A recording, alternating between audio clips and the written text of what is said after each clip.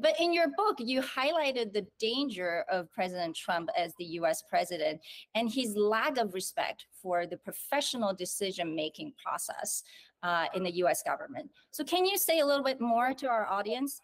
I think an important achievement of the Trump administration is the fact that we consolidated a view, certainly within the United States government and arguably within the country, that China is certainly a strategic competitor. I argue that they are an adversary and that we needed a completely different approach, that continuing to engage the way we was just not fruitful. It was being used against us.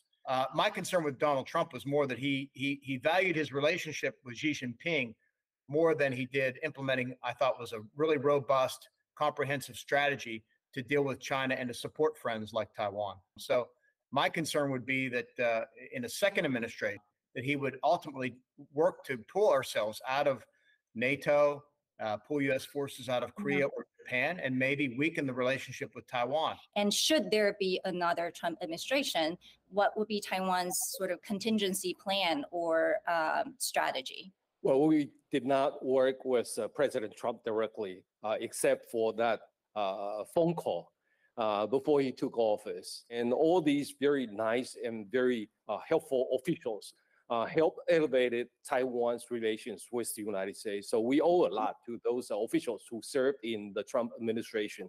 And our relations with the United States is that we try to build friendship with both parties. And on the Capitol Hill, we got tremendous support from both sides of the aisle.